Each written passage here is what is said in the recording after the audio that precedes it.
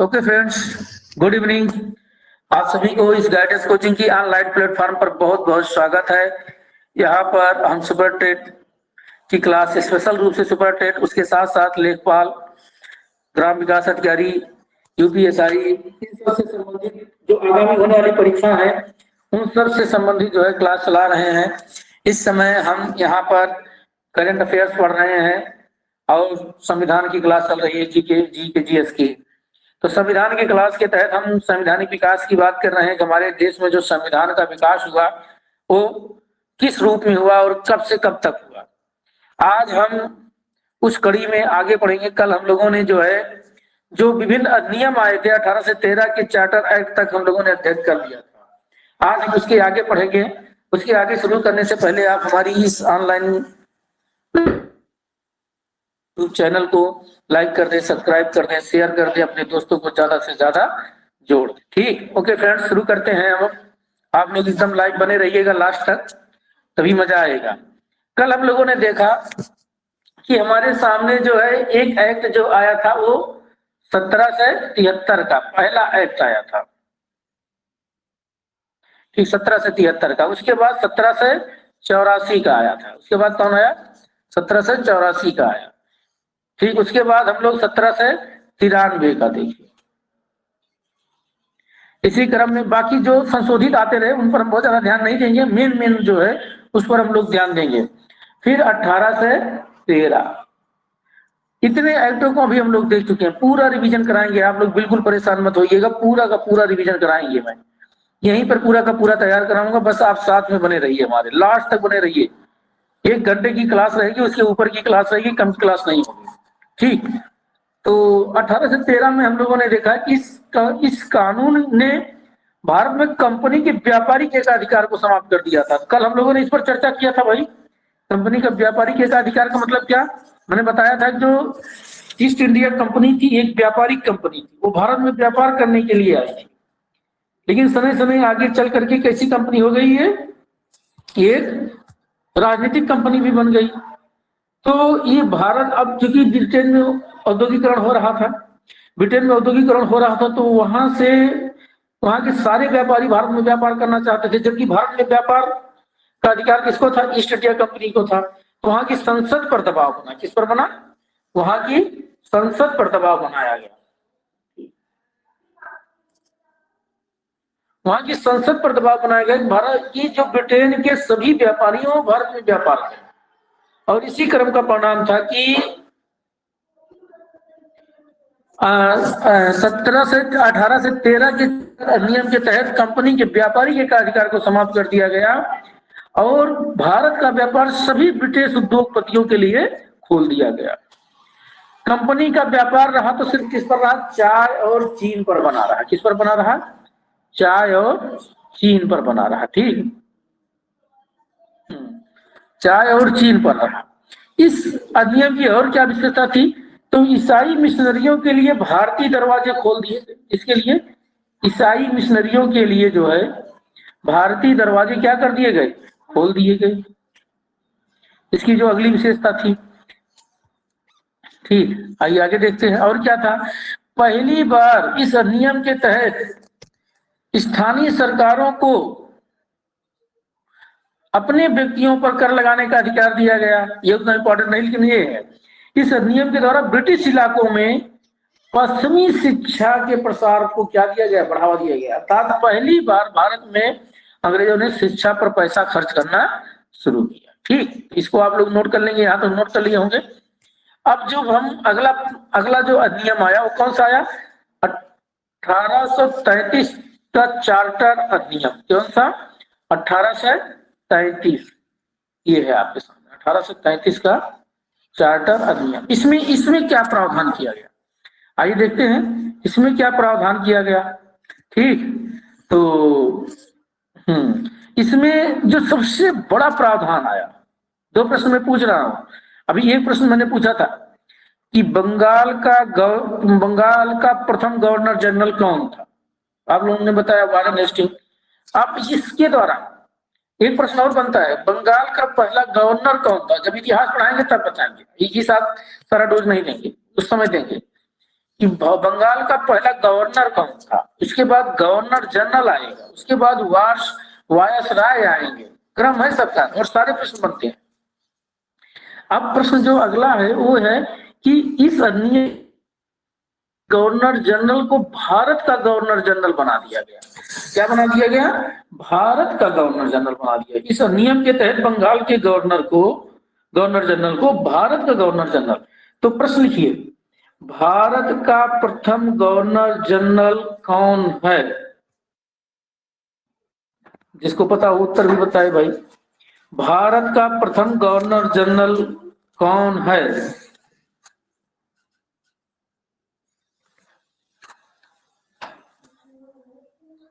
बिल्कुल प्रिया जी, बहुत अच्छी बात है, पीडीएफ दिख रही है, बहुत अच्छा लग रहा है। और आज तो बहुत कम एमबी पर चल रही है, हमारे यहाँ भी बहुत कम एमबी ही दिखा रहा है। विलियम,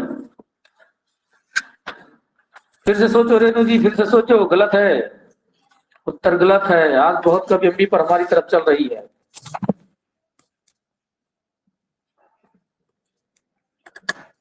आप लोगों की कम एमबी खर्च हो रही होगी आज। वेरी गुड प्रिया जी ना, हाँ वेरी गुड प्रिया जी, बहुत अच्छा। Lord William Bentinck, lord William, अच्छा रेणु जी का भी सही था, विलियम बेंटिंग को। हाँ, भारत का पहला गवर्नर जनरल, रेणु जी आपका भी सही था, वेरी गुड, बहुत अच्छा, आपने आधा बताया था, लॉर्ड विलियम बेंटिंग। अब आइए, यहां पर आपका दिया भी हुआ है, नोट कर लीजिए। लॉर्ड विलियम बेंटिंग भारत के पहले गवर्नर जनरल थे, नोट कर लीजिए आप सभी। लॉर्ड विलियम बेंटिंग भारत के पहले गवर्नर जनरल थे। बंगाल के प्रथम गवर्नर जनरल कौन थे? वारेन हेस्टिंग थे। तो ये दो प्रश्न दो रूपों में आता है, बहुत बनता है। आप सभी इसको नोट कर लिए होंगे, मुझे पूरा विश्वास है। अगला प्रश्न है कि बंबई तथा मद्रास के हाँ अभी प्रश्न नहीं, अभी चर्चा करते हैं, फिर उसके बाद प्रश्न लाएंगे हम लोग, ठीक। बंबई तथा मद्रास के गवर्नरों को विधायी संबंधी शक्तियों से वंचित कर दिया गया। तो जो 1833 का चार्टर एक्ट है, उसके तहत क्या किया गया? मैंने बताया था कि 1773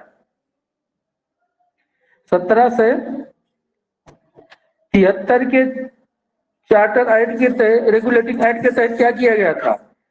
बंगाल और बिहार, सॉरी मद्रास और बंबई के गवर्नर जनरल को बंगाल के गवर्नर जनरल के अधीन कर दिया गया था, ठीक। अब इस अधिनियम के तहत क्या किया गया कि वो जो विधायी मतलब विधायी क्या मतलब क्या है पता है कोई? जो विधि बनाने की शक्ति है, नियम बनाने की शक्ति है। हमारे यहाँ जैसे वर्तमान में नियम बनाने की शक्ति किसको है? संसद को है। और संसद किससे मिलकर बनती है? संसद किससे मिलकर बनती है? लोकसभा, राज्यसभा, कुछ और है कि बस इन्हीं से, इन्हीं दोनों से मिलकर बनती है संसद? बताएं, जल्दी बताएं। लोकसभा, राज्यसभा और कोई है? बस इन्हीं से। हाँ, इधर से एक आ गया, राष्ट्रपति, वेरी गुड, बहुत अच्छा। तो जो हमारी संसद है वो लोकसभा, राज्यसभा और राष्ट्रपति से मिलकर बनती है। और यही जो है पूरा जो है संसद जो है, जिसे हम विधायिका भी कहते हैं, अभी आगे चर्चा करेंगे इन सब चीजों पर। जो संसद है वही हमारी विधायिका है, और वो विधायिका क्या करती है? विधि बनाती है, कानून बनाती है हमारे लिए। उसी तरह से बंबई तथा मद्रास के गवर्नरों को विधायिका संबंधी जो विधि बनाते थे, इस शक्ति इनसे छीन ली गई। किस अधिनियम के तहत छीन ली गई? 1833 के चार्टर एक्ट के तहत छीन ली गई। अब समझ में आ गया होगा। तो प्रश्न यही बनता है कि किस अधिनियम के तहत या किस एक्ट के तहत, चार्टर एक्ट के तहत बंबई और मद्रास के गवर्नरों को विधि बनाने की शक्ति से वंचित कर दिया गया या उनसे इसकी शक्ति छीन ली गई? तो आप लोग उत्तर तुरंत चार्टर अधिनियम के तहत। आगे देखते हैं, भारत के गवर्नर जनरल को पूरे ब्रिटिश भारत में विधायिका के सभी असीमित अधिकार दे दिए गए। तो आप जान ही रहे हो, जो सबसे छीन लिया गया तो किसको दे दिया गया? भारत के गवर्नर जनरल। और भारत का प्रथम गवर्नर जनरल कौन था? लॉर्ड विलियम बेंटिंक था। ये भी लर्न हो गया होगा आप लोगों को। ठीक, आगे बढ़ते हैं। इस अधिनियम के तहत आइकोसेनिक अम्ल को व्यापारिक निकाय के रूप में की जाने वाली गतिविधियों को समाप्त कर दिया गया। तो आप लोग आइकोसेनिक अम्ल न जानिए, ये टॉपिक आपके लिए उतना इंपॉर्टेंट नहीं है। आगे बढ़ते हैं। ये प्रश्न आपके लिए इंपॉर्टेंट है। 1833 के एक्ट के तहत सिविल सेवा परीक्षा की खुली प्रतियोगिता कराने का प्रयास किया गया। अब तक क्या होता था कि इसकी नियुक्ति कर दी जाती थी। नियुक्ति कौन करता था? बोर्ड ऑफ डायरेक्टर्स के सदस्य करते थे। अब बोर्ड ऑफ डायरेक्टर्स कौन थे? निदेशक कौन थे? निदेशक थे कि ईस्ट इंडिया कंपनी को बनाया जिसने था, ईस्ट इंडिया कंपनी को बनाया जिसने था, उसको जो है निदेशक कहा जाता था। Court of directors, board of directors कहा जाता था। अब भारत में चूंकि प्रशासनिक सेवा जैसे आज ग्लैमर के रूप में है, अगर कहीं ग्लैमर है हमारे आपके पास तो कहां पर है? आईएएस में, इंडियन सिविल सर्विसेज में। अगर आप तैयारी करने का अपने मन में विचार बनाते हैं और सोचते हैं कौन सी नौकरी करूं, तो सबसे पहले मन में आता है कि काश मैं आईएएस की नौकरी कर लेता, मैं आईएएस बन जाता। हर किसी का होता है, मेरा भी हुआ था, आपका भी होगा, हर किसी का सपना होता है। ठीक है, तो जैसे आज आईएएस पूरा ग्लैमर है, उसी तरह से उस समय भी आईएएस ग्लैमर था। और इस ग्लैमर को जो बोर्ड ऑफ डायरेक्टर से खोना नहीं चाहते थे।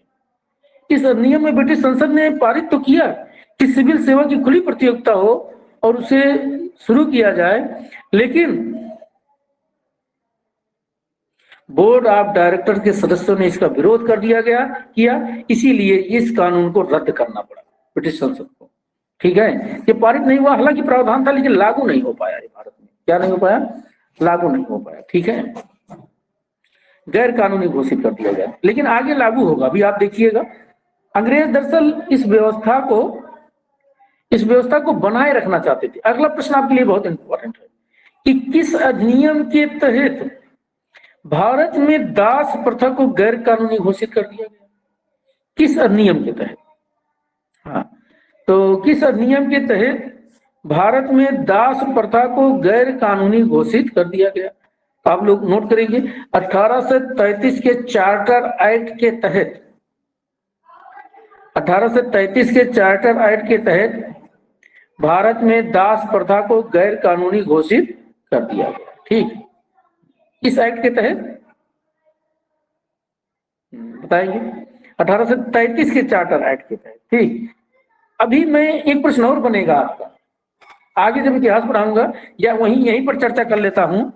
भारत में दास प्रथा को समाप्त कब किया गया? बताइए, कब समाप्त किया गया था? किसी को पता है? भारत में दास प्रथा को समाप्त कब किया गया? बहुत पूछा जाता है प्रश्न, आपके कंपटीशन की दुनिया का बहुत महत्वपूर्ण प्रश्न है, और आप सब लोग कंपटीशन की दुनिया में रह रहे हो इस समय। उत्तर नहीं आया, मुझे ही बताना पड़ेगा। भारत में दास प्रथा को समाप्त कब किया गया था? तो नोट कर लेंगे आप लोग, 1843 ईस्वी में।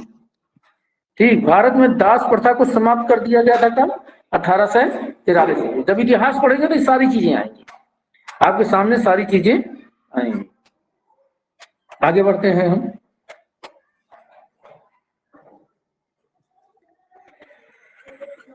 हाँ,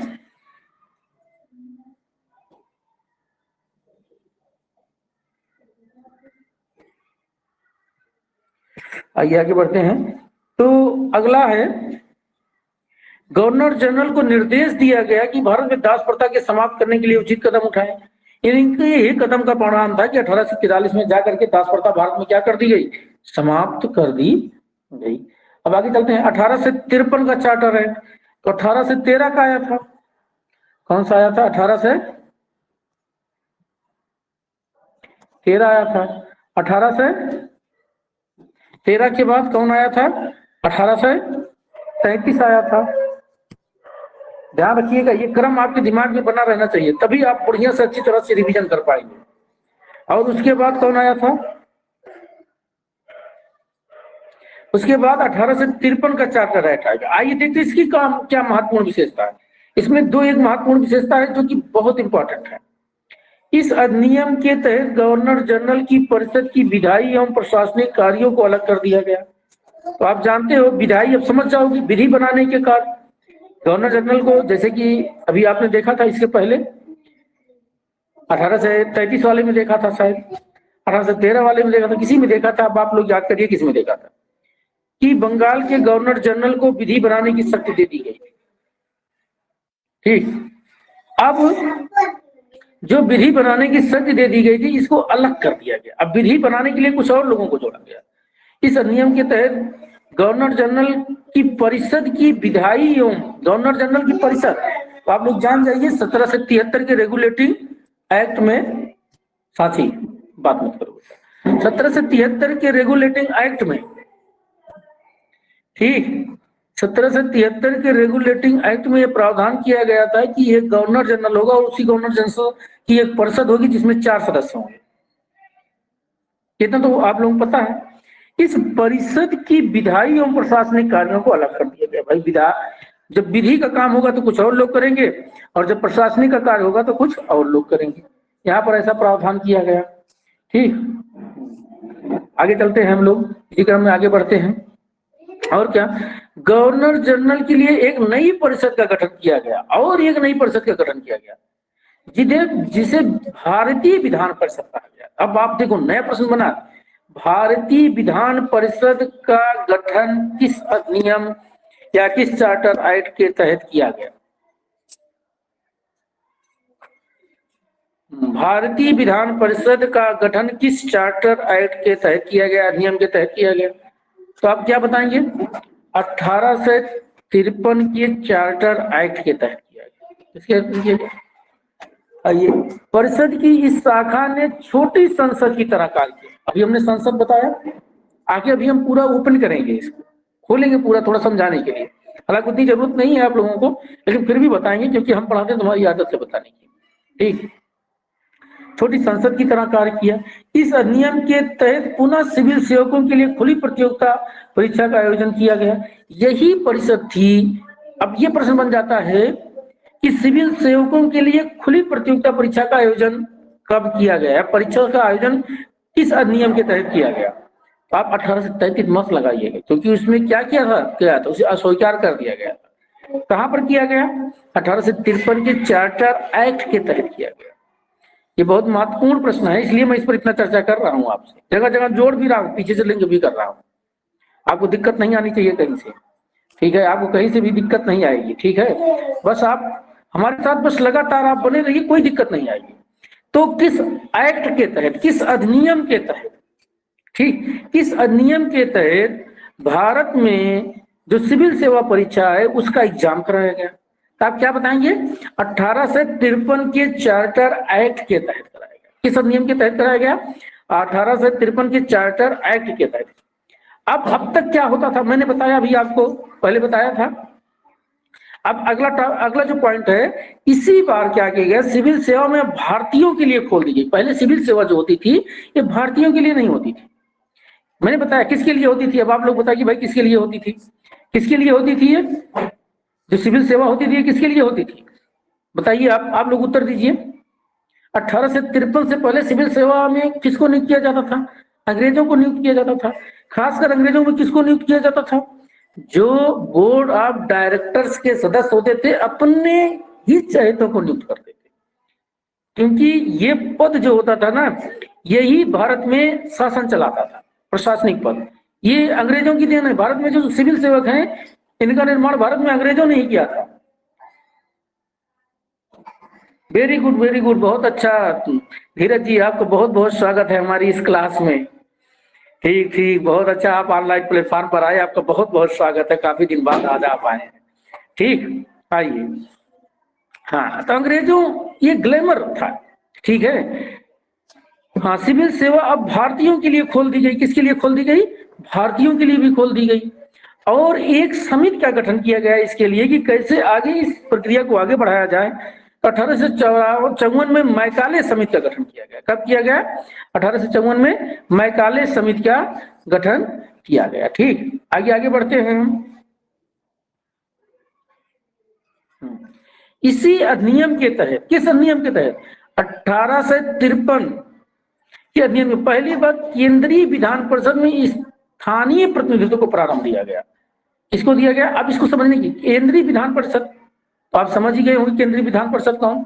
गवर्नर जनरल और उसकी विधान परिषद। गवर्नर जनरल और उसकी विधान परिषद का गठन किस अधिनियम के तहत किया गया? अगर ये उत्तर आप लोग बता दिए, मैं समझ जाऊंगा कि मेरी बातों को आप लोग समझ रहे हैं।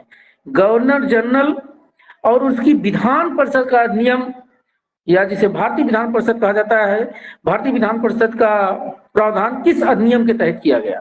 बताइए आप लोग। इसको आप लोगों ने बता दिया तो मैं समझ जाऊंगा, मेरी बातों को आप लोग समझ रहे हैं। किस अधिनियम के तहत किया गया? भाई जल्दी बताओ, फटाफट बताओ, इतना ऑनलाइन में समय नहीं रहता है। नहीं बताओगे? भारतीय विधान परिषद। अरे भाई इसी में तो किया गया, अभी अभी तो बताया हूं। 1854। Very good Priya ji. अरे बहुत पीछे चली गई, आपका गलत है। मानस जी 1854 में तो किया गया था भाई, अब थोड़ा सा ध्यान दो, ऐसे काम नहीं चलने वाला। बिल्कुल रेणु जी 1853 के अधिनियम के तहत किया गया था। वेरी गुड, बिल्कुल ज्योति जी 1853 के अधिनियम के तहत किया गया। थोड़ा ध्यान दो भाई, ध्यान नहीं दोगे मजा नहीं आएगा। अभी अभी मैंने बताया था, आप लोग बस, मैंने कहा ईयरफोन लगाए हैं नहीं लगाए हैं आप लोग? ईयरफोन तुरंत लगा लीजिए, तुरंत लगा लीजिए, आपका ध्यान भटक रहा है। ठीक, ये है, ये देखिए मैंने यहीं पर भारतीय विधान परिषद, आप नहीं समझेंगे तो आगे आप गलत कर देंगे, पक्का गलत कर देंगे। मेरा कहना मान लीजिए, जो मैं लिंक जोड़ रहा हूं उस लिंक को समझने की कोशिश करिए, तभी आप हमारी संसद को समझ पाएंगे, तभी आप भारतीय संसद को समझ पाएंगे, नहीं तो नहीं समझ पाएंगे। ठीक, ईयरफोन तुरंत लगा लीजिए, आप डाइवर्ट नहीं होंगे, ईयरफोन लगा लीजिए तो, क्योंकि आपके कानों में सिर्फ मेरी आवाज गूंजेगी, बगल की आवाज आपसे दूर हो जाएगी, और मेरी आवाज गूंजेगी तो निश्चित है आपको याद करा देगी। हाँ, आप मान के चलो वो आपको याद करा देगी। तो मैंने दिखा दिया, ये भारतीय विधान परिषद का गठन किया गया था 1853 के चार्टर के अधिनियम के तहत। आइए अब इसी में जो मैंने बताया कि जो भारतीय केंद्रीय विधान परिषद है, विधान परिषद समझ ही गए होंगे। अब मैं बार बार अगर नाम ले रहा हूं विधान परिषद का, तो आपको इस शब्द से परेशानी नहीं होनी चाहिए, ये शब्द आपके दिमाग में बढ़ जाना चाहिए। भाई केंद्रीय विधान परिषद है तो उसका काम क्या है? कानून बनाना है। उसका काम क्या है? कानून बनाना है। पहली बार स्थानीय प्रतिनिधित्व का प्रारंभ किया गया। बहुत इंपॉर्टेंट प्रश्न है। प्रश्न क्या बनता है, नोट करिए, प्रश्न क्या बनता है कि किस अधिनियम के तहत केंद्रीय विधान परिषद में, किस अधिनियम के तहत केंद्रीय विधान परिषद में स्थानीय प्रतिनिधित्व को महत्व दिया गया या स्थानीय प्रतिनिधित्व को भी सम्मिलित किया गया? तो आप तुरंत उत्तर बताएंगे किस अधिनियम के तहत? 1853 के अधिनियम के तहत। ठीक, गवर्नर जनरल की परिषद में 6 सदस्य, 2 सदस्य और बढ़ गए थे। सदस्यों में 4 प्रांतीय प्रांतों से होते थे। जो गवर्नर जनरल की परिषद होती थी, अभी आगे क्लियर करेंगे, उसमें 6 सदस्य होते थे। इस 6 सदस्यों में 4 भारतीय प्रांतों से होते थे। कौन कौन से प्रांत हैं? बंगाल बहुत पहले से है, मद्रास आप जान ही रहे हैं, बंबई, अब एक नया प्रांत कौन आ गया? आगरा प्रांत आ गया 1857 तक। इसके भी सदस्यों को सम्मिलित किया गया। तो हम लोगों ने एक अध्ययन किया गवर्नर जनरल का, कब से कब तक? 1773 से 1858 तक। मैंने इसी पीछे वाले पेज पर, पीछे वाली पीडीएफ पर इसको मैंने बांट कर 2 तरह से अध्ययन करने का देखा था। ठीक, अब हम लोग ब्रिटिश ताज का अध्ययन करेंगे। अब तक भारत में गवर्नर जनरल होता था जिसे ब्रिटिश संसद भेजती थी, अब हम ब्रिटिश संसद के तहत शासन होगा भारत में। किसके तहत होगा? ब्रिटिश संसद। थोड़ा सा पीछे दिखा देते हैं, आप लोग समझ जाएंगे कि कहां पर हम चर्चा कर रहे हैं, फिर आ जाएंगे यहां पर, 1 सेकंड लगेगा। ये अब तक हम लोग कहां पर शासन कर रहे थे? कंपनी का शासन पढ़ रहे थे। किसका शासन पढ़ रहे थे? कंपनी का। अब ब्रिटिश क्राउन का शासन पढ़ेंगे, ब्रिटिश ताज का, ब्रिटिश रानी का, ब्रिटिश राजा का। क्राउन मतलब ब्रिटिश रानी या ब्रिटिश राजा का शासन पढ़ेंगे। कब से कब पढ़ेंगे? 1858 से 1947 तक। कब से कब तक पढ़ेंगे? 1858 से 1947, जब तक देश आजाद नहीं हो जाएगा। अब भारत में जो शासन करेंगे अंग्रेज, वो ब्रिटिश क्राउन के तहत करेंगे। वीडियो कट रही है प्रिया जी, देखता हूं वीडियो क्यों कट रही। वीडियो तो कटनी नहीं चाहिए। सबकी स्क्रीन पर कट रही है कि प्रिया जी की स्क्रीन पर ही कट रही है? आप एक बार थोड़ा सा क्लियर कर दो, मैं आगे बढ़ जाऊंगा। नहीं, सब सही है रेणु जी। तब चलो भाई प्रिया जी, थोड़ा सा मोबाइल बदल लो, नेटवर्क वगैरह थोड़ा सा ला लो। देखो, ये ऑनलाइन का सबसे बड़ी चीज यही होती है, नेटवर्क की समस्या होती है। लेकिन फिर भी इतनी समस्या नहीं रहेगी। आप लोग ये, क्योंकि बिल्कुल धीरज जी, ठीक है, बहुत अच्छा। तो अगर ठीक है तो हम आगे बढ़ते हैं। मैंने कहा कि हम भारत में जो अंग्रेजों ने शासन किया था, उसको दो भागों में बांट करके अध्ययन करेंगे। ठीक, उसको कितने भागों में बांट करके करेंगे? दो भागों में बांट करके करेंगे। एक कंपनी का शासन और दूसरा क्राउन का शासन। तो कंपनी का शासन कब से कब तक रहा? 1773 से 1858 ईस्वी तक रहा। और क्राउन का शासन कब से कब तक रहा? 1858 से 1947 तक रहा। अब हम कंपनी का शासन तो पढ़ लिए, संवैधानिक विकास। अब हम आगे चल रहे हैं, क्राउन के शासन की बात कर रहे हैं। ठीक है, क्राउन के शासन की बात करेंगे। ठीक, तो आइए देखते हैं क्राउन का शासन क्या है भाई। आगे बढ़ते हैं, कब से कब तक होता है।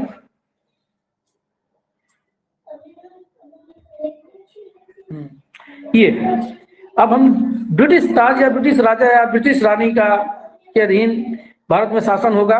और पहला शासन कब से शुरू होता है? 1858 के भारत सरकार अधिनियम से।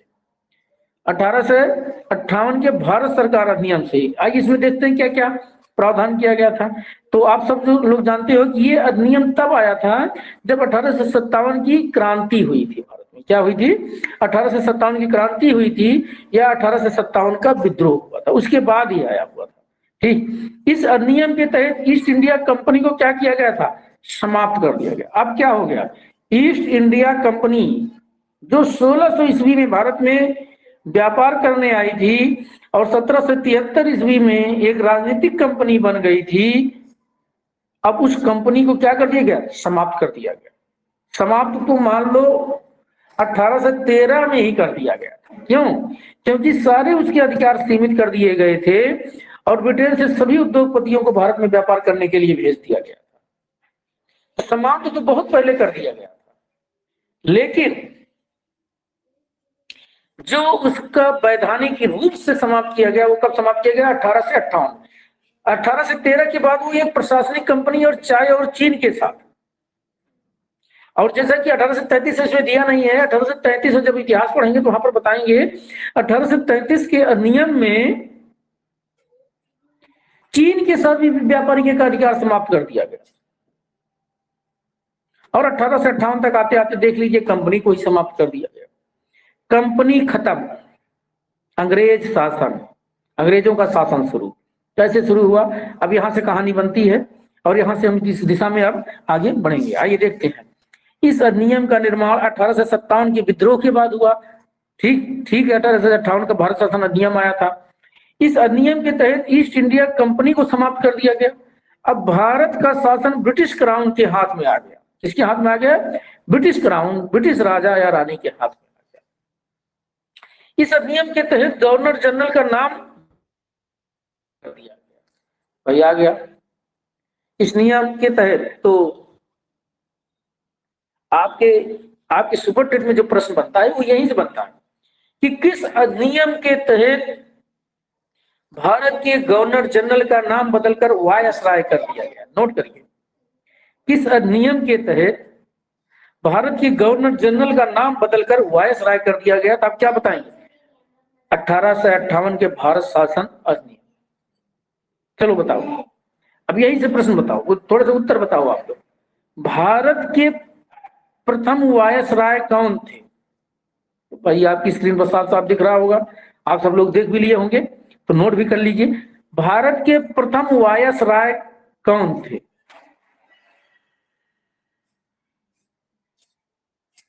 लॉर्ड कैनिंग थे। कौन थे? लॉर्ड कैनिंग, यहां पर लिखा हुआ है। वेरी गुड ज्योति जी, लॉर्ड कैनिंग। बिल्कुल धीरज जी, बहुत अच्छा, लॉर्ड कैनिंग। ये भारत के प्रथम क्या थे? वायसराय। आपको 3 प्रश्न मिला। बंगाल के प्रथम गवर्नर जनरल आप सब लोग जान रहे हो कौन थे? फटाफट उत्तर बताते जाए। कई बार पूछ चुका हूं, आप लोग भी उब गए होंगे, मैं ही बता देता हूं। Warren Hastings. भारत के बंगाल के प्रथम governor general Warren Hastings. Bharat के प्रथम governor general lord William Bentinck. कई बार आप लोग उत्तर बता चुके हैं, इसलिए मैं आप लोगों को बताता जा रहा हूं। भारत के प्रथम वायसराय लॉर्ड कैनिंग। ये सब प्रश्न आपकी सुपरटेट के एग्जाम से, पुलिस के एग्जाम के, और जो है विजिट एंट्रेंस जो भी जा रहे हैं देने, सबकी परीक्षा की दृष्टि से बहुत इंपॉर्टेंट है, बहुत बहुत इंपॉर्टेंट है। इस अधिनियम के तहत अगला प्रश्न है, इस अधिनियम के तहत 1813 के अधिनियम से प्रारंभ हुए निदेशक मंडल एवं नियंत्रण बोर्ड को समाप्त कर दिया गया। अच्छा, board of control, board of control का प्रावधान किस अधिनियम के तहत किया गया था? बताओ भाई, जल्दी से फटाफट उत्तर बताओ। बोर्ड ऑफ कंट्रोल का प्रावधान किस अधिनियम के तहत किया गया था? फटाफट बताइए उत्तर। और दूसरा, इसी समय एक और है, इसका उत्तर बता दीजिए। एक आ गया उत्तर, देखा।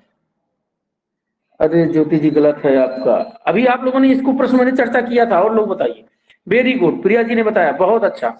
1784 के पिट्स इंडिया एक्ट के तहत किया गया था बोर्ड ऑफ कंट्रोल के पद का सृजन। वेरी गुड रेणु जी, बहुत अच्छा। 1784 के पिट्स इंडिया एक्ट के तहत जो है बोर्ड ऑफ कंट्रोल की, मैंने कहा था ना, मैं लिंक क्यों जोड़ रहा हूं बार बार। उसे समाप्त कब किया गया? 1858 के भारत शासन अधिनियम के तहत किया गया। उसे समाप्त कब किया गया? 18 से शासन के भारत शासन अधिनियम के तहत किया गया। ठीक, और हाँ, उसे समाप्त कर दिया गया। क्या अब इसी जगह कोई नया पद आया रहा होगा? हाँ, जरूर कोई ना कोई नया पद आया रहा होगा। शासन तो चलाना ही है, नए पद का सृजन किया गया रहा होगा, अभी आगे देखेंगे। उसके पहले ये बताओ, इसमें एक और पॉइंट दिया हुआ है कि भारत में, वेरी गुड प्रिया जी, भारत सचिव का पद, वेरी गुड, बहुत अच्छा, अभी आगे चर्चा करेंगे हम। ठीक, भारत से द्वैध शासन प्रणाली समाप्त कर दी गई। अब भाई जरा ये बताओ कि भारत में द्वैध शासन प्रणाली की शुरुआत कब की गई थी? भारत में द्वैध शासन प्रणाली की शुरुआत कब की गई थी? बताओ। भारत में द्वैध शासन प्रणाली की शुरुआत कब हुई थी? किस अधिनियम के तहत की गई थी?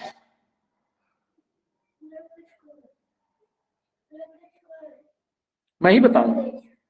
चलो मैं ही बता देता हूं, याद आ गया होगा, उत्तर मिल जाएगा। चलो मैं ही बताता हूं। 1773 के रेगुलेटिंग एक्ट के तहत आप देखेंगे वहां पर द्वैध शासन प्रणाली की चर्चा हमने किया था।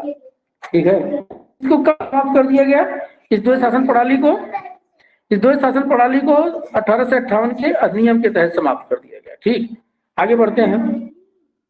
इस अधिनियम से एक नए पद भारत सचिव का सृजन किया गया। किसका किया गया? तो आपके यहाँ जो प्रश्न बनता है वो यही बनता है कि भारत सचिव के पद का सृजन, भारत सचिव के पद का सृजन किस अधिनियम के तहत किया गया? भारत सचिव के पद का सृजन किस अधिनियम के तहत किया गया? किस अधिनियम के तहत किया गया?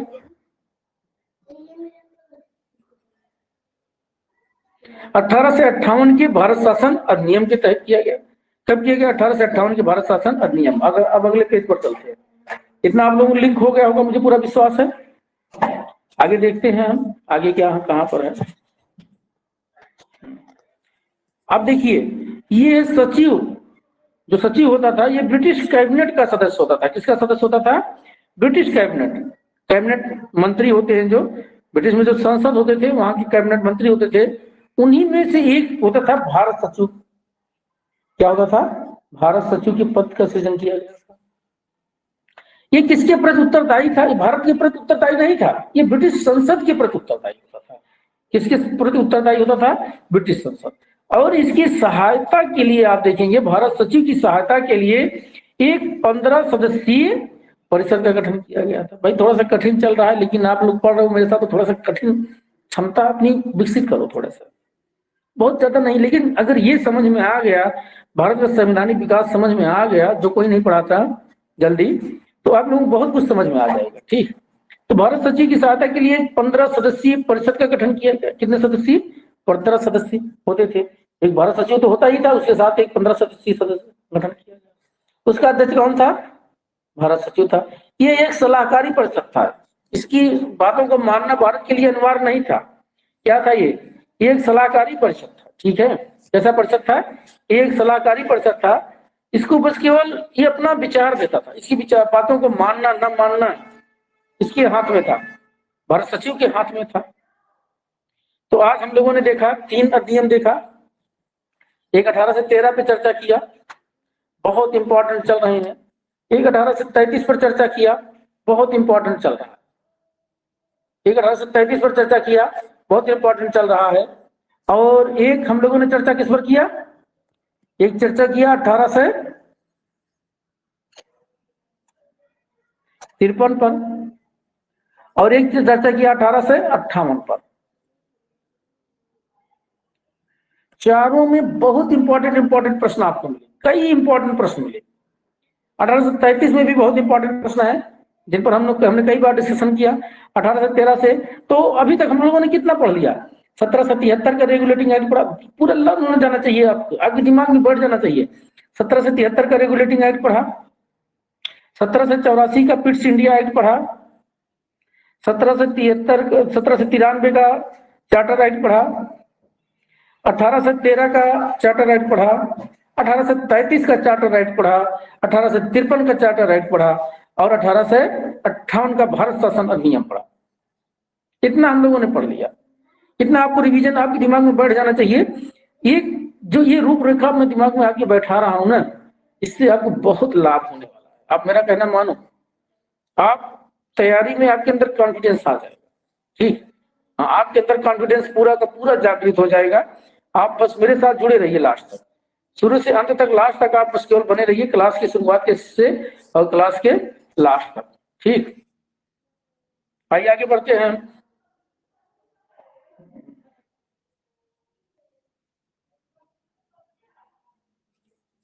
अभी ये रिकॉर्डिंग क्लास हमारी 2-3 दिन आप लोगों को मिल जाएगी, क्योंकि क्लास की शुरुआत है। आप लोगों को कोई दिक्कत हो रही हो तो जिससे आप दोबारा देख करके उसको अपना क्लियर कर लीजिए। ठीक, लेकिन आगे चल करके चूंकि क्लासेस बहुत ज्यादा हो जाएगी तो ये रिकॉर्डिंग क्लास नहीं मिल पाई। अब हम लोग देखेंगे। जी जी मानस जी, बिल्कुल। हाँ, तो हम आगे ये देखेंगे कि 1861 का भारत परिषद अधिनियम। अब एक और देखेंगे 1861 का, और देखेंगे भारत परिषद अधिनियम। ये क्या है भाई? आइए देखते हैं इसमें किस चीज की व्यवस्था की गई। इसमें 1-2 पॉइंट जो है वो बहुत इंपॉर्टेंट है। हाँ, वायसराय को आपातकाल में बिना काउंसिल की संस्तुति की अध्यादेश जारी करने की शक्ति प्राप्त हो गई। तो आपके एग्जाम में जो एक प्रश्न बनता है कि भाई किस अधिनियम के तहत वायसराय को आपातकाल जारी करने की अध्यादेश जारी करने की शक्ति प्राप्त हुई? बहुत इंपॉर्टेंट प्रश्न है आपकी कंपटीशन की दुनिया का, कि किस अधिनियम के तहत वायसराय को अध्यादेश जारी करने की शक्ति प्राप्त हुई? किस अधिनियम के तहत हुई? तो आप लोग नोट कर लेंगे, 1861 के अधिनियम के तहत। बहुत इंपॉर्टेंट प्रश्न है, कई बार पूछा गया है। आप देखेंगे जब क्वेश्चन बैंक उठाएंगे तो एक नहीं कई प्रश्न आपको यहां पर मिलेंगे। बहुत इंपॉर्टेंट प्रश्न है आपका।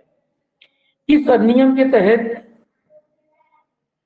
वायसराय को अध्यादेश जारी करने की शक्ति प्राप्त हुई? तो किस अधिनियम के तहत हुई? 1861 के। अभी बाद में चर्चा करूंगा कि भारत में अध्यादेश जारी करने की शक्ति किसको प्राप्त है, किस अनुच्छेद के तहत प्राप्त है, इस पर चर्चा होगी जब आगे बढ़ेंगे। ठीक, अगला पॉइंट है कि ऐसा अध्यादेश कितने समय के लिए मान्य होता था? तो 6 माह के लिए मान्य होता था। कितने महीने के लिए मान्य होता था? 6 महीने के लिए मान्य होता था। ठीक, कितने महीने के लिए? 6 महीने के लिए। अभी अध्यादेश कितने समय के लिए मान्य होता है? हम आगे चर्चा करेंगे इस पर। इस अधिनियम के तहत की प्रक्रिया में भारतीयों को भी शामिल किया गया। अब तक भारतीयों को शामिल नहीं किया जाता था। विधि निर्माण में अंग्रेज स्वयं जो वायसराय होती थी उसकी विधान परिषद होती थी, वो सलाह तो मान लेती थी लेकिन भारतीयों को मतलब सम्मिलित नहीं करती थी उनकी तरह से, अच्छी तरह से। ठीक, हाँ।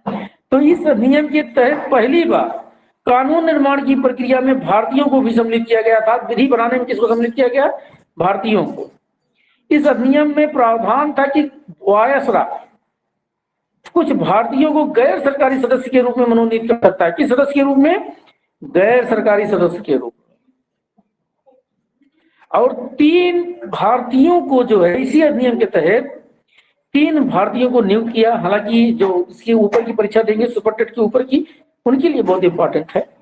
बाकी सुपरटेट में इस तरह के ये हाई लेवल का हो रहा है तो उनके एक प्रश्न नहीं आएंगे, उनके लिए यहाँ से जो है यहाँ से प्रश्न नहीं बनेंगे, उनसे हाई लेवल के प्रश्न आएंगे।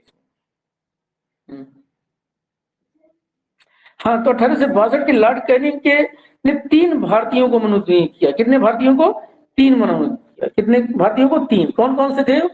बनारस के राजा थे, पटियाला के महाराजा थे, सर दिनकर राव थे। देखो तीनों बहुत हाई श्रेणी से आ रहे हैं, राजघराने से आ रहे हैं। अभी आप देखते जाइए आगे इसको कैसे नीचे स्तर पर लाया जाएगा और आगे कैसे प्रावधान बना दिया जाएगा। सारी चीजें बस एकदम बढ़िया से क्लियर होती चली जाएंगी आप लोगों को। यहाँ तक समझ में आ गया होगा? किसी को कोई दिक्कत हो अभी क्वेश्चन कर सकते हैं, पूछ सकते हैं अगर कोई दिक्कत हो तो। आगे बढ़े हम। ठीक, अब बंगाल, उत्तर पश्चिम प्रांत, पंजाब में विधान परिषदों का गठन किया गया। कहाँ का? अब जो प्रांत थे, अब तक क्या था? एक केंद्रीय विधान परिषद होती थी। अब जो गवर्नर जनरल हैं, विभिन्न प्रांतों के जो गवर्नर जनरल हैं, उनको भी विधान परिषदों का गठन का क्या मिल गया? आदेश मिल गया या विधान परिषद गठनों की अनुमति मिल गई। किस अधिनियम के तहत? 1861 के। तो इसी अधिनियम के तहत आप देखेंगे कि 1867 में कहां पर? बंगाल में विधान परिषद का गठन किया गया। 1866 में कहां पर किया गया? उत्तरी पश्चिमी प्रांत में किया गया। और 1897 में कहां पर किया गया? पंजाब में विधान परिषद का गठन किया गया। कहां पर किया गया? पंजाब में विधान परिषद का गठन किया गया। ज्यादा तो नहीं हो रहा है, ज्यादा होगा तो बताना आप लोग। ठीक, तो कहां किया गया? 1897। और अब हम लोग पहुंच गए 1892 का भारत परिषद अधिनियम। एक यही और लास्ट है, बस 2 मिनट और लेंगे आपके समय। इसमें 2 पॉइंट बहुत इंपॉर्टेंट है, 1-2 पॉइंट देखता हूं इसमें है कि नहीं है। चलो अभी इसको हम देखते हैं, इसको एक और देखेंगे 1892 का। 1861 का देख लिया, अब 1892 का देखते हैं। आइए क्या प्रावधान इसमें किया गया। अगला, इस अधिनियम के तहत केंद्रीय एवं प्रांतीय विधान परिषदों में गैर सरकारी सदस्यों की संख्या बढ़ा दी गई। अब आप इसको समझ रहे होंगे ना, हमको लग रहा है कि अब आपके दिमाग से यह नहीं पड़ रहा होगा कि भाई ये केंद्रीय और प्रांतीय विधान परिषद है क्या, इसका निर्माण कब किया गया। ये समझना आपके लिए बहुत जरूरी है, तभी आप संविधान को कंटिन्यू कर पाओगे। ऐसे नहीं आ गया है एकदम। विधान परिषद जो भी विधान आपके उत्तर प्रदेश में जो चुनाव हुआ, किसका हुआ? ये विधानसभा का चुनाव हुआ। विधानसभा ऐसे नहीं आ गई थी, इसका एक इतिहास है और इतिहास कब से है ये आपको क्लियर हो रहा होगा। इतिहास पढ़ने का बस यही इतना फायदा होता है कि इतिहास क्लियर हो जाता है। ठीक, और इतिहास क्लियर हो जाता है तो हम आगे गलती नहीं करते हैं। अभी आपके सामने बहुत बढ़िया इतिहास का भी मैं लेके आऊंगा, ऐसा कैप्सूल नोट्स लेकर के आऊंगा कि आप लोग भी सोचेंगे कि हाँ कहाँ सर से पढ़ा था और किससे सर से पढ़ा था, खूब याद करेंगे आप तो। ठीक, इस अधिनियम के तहत केंद्रीय एवं प्रांतीय विधान परिषदों में गैर सरकारी सदस्यों की संख्या बढ़ाई गई। तो ये आपके लिए उतना इंपॉर्टेंट नहीं है, हालांकि बहुमत सरकारी सदस्यों का ही रहता था, ये भी आपके लिए इंपॉर्टेंट नहीं है। इस अधिनियम के तहत विधान परिषदों में बजट पर पास करने की शक्ति प्राप्त हुई, ये इंपॉर्टेंट है। आपके यहाँ जो प्रश्न बनता है वो प्रश्न ये बनता है कि किस अधिनियम के तहत पहली बार बजट पर बहस करने की शक्ति दी गई।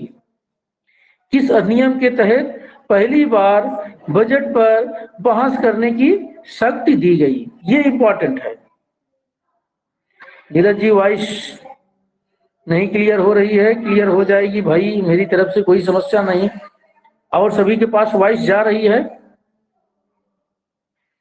और सभी के पास वॉइस पहुंच रही है, क्लियर है? तो नेटवर्क की समस्या होगी, धीरज जी थोड़ा नेटवर्क में पहुंच जाइए, वॉइस पहुंच जाएगी। हाँ, मैंने बताया था पहले दिन आप लोगों को कि आप बस 3 काम करिए। आप सब मेरे साथ जब ऑनलाइन आइए 4 काम करिए। पहला तो ईयरफोन ले लीजिए, दूसरा पेन ले लीजिए, तीसरा नोटबुक ले लीजिए और चौथा किसी शांत जगह पर चले जाइए जहां पर वॉइस आ रही हो, खूब खूब वॉइस, जहां पर खूब नेटवर्क आ रहा हो, क्योंकि नेटवर्क के बिना काम नहीं चलने वाला। तो इस अधिनियम के तहत विधान परिषदों में बजट पर बहस करने की शक्ति प्राप्त हो गई। ये क्वेश्चन आपके लिए बहुत इंपॉर्टेंट है। को पहले बंद करते हैं, फिर आपसे चर्चा करते हैं। ठीक है फ्रेंड्स, 1 मिनट।